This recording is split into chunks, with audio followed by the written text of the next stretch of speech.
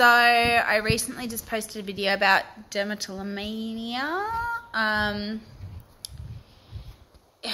It's a little bit deeper than what it seems to be, because it's not something that you just kind of habitually start doing for no reason. It's something that comes out of other things. So like I had acne when I was really, really young, and then I think I just got into the habit of picking, which like was a way of coping with all the stuff that was going on around me as well. So I wasn't diagnosed with depression and anxiety until I was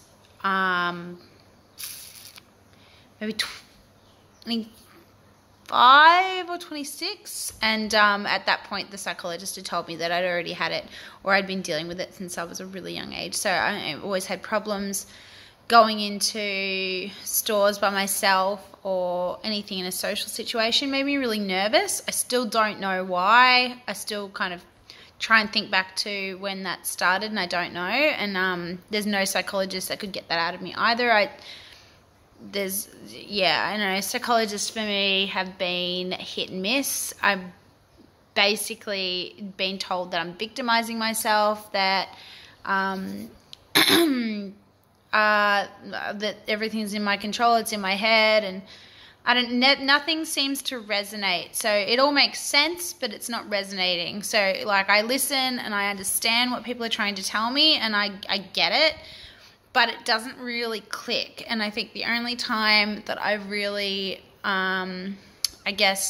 connected the dots was when I researched it myself. So if I, for example, with dermatillomania, looked it up, and I basically was able to make it more real to myself that it was a real thing, instead of me, trying to make excuses for what I was going through. I legitimized what I was going through, and then it made it kind of easier to deal with, I suppose. Anyway, so the anxiety and depression. So I think that when you're in such a bad way, most of the time, it's really hard for you to be super, super productive. I think that you do your best to get through every day, but in terms of achieving to a high end, it's not that easy. I think that for me, the high achieving is getting out of bed and cleaning my clothes and doing my job and being reliable, and that's me being a high achiever. And I bought a house in September, so on paper I'm doing really well, but in my head it's like a daily struggle. And I think the hardest part with having depression and anxiety and issues with skin disorders is that nobody thinks it's real unless you're missing an arm or you have a broken leg. It's not something people kind of classify as real. And I know that specifically because my whole family is very, very critical of the conditions that I experience, so it makes it very difficult for me to legitimize it, because I feel like it's not real because of what they say. So I beat myself up, and I think this causes more problems. So, you're not good enough, you're not strong enough, you're not logical enough, you're not rational.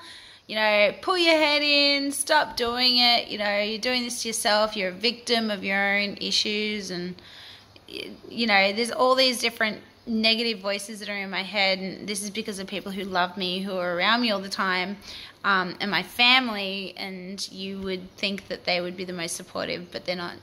They're not really.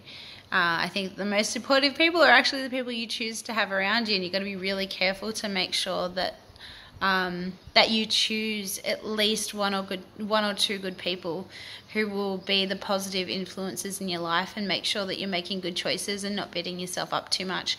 Because if you don't have those people, it just gets worse. And just because they're your family does not necessarily mean they're the right people for you or for your mental state. And I think we've got to stop believing that, because I think it's causing a lot more problems than what it should.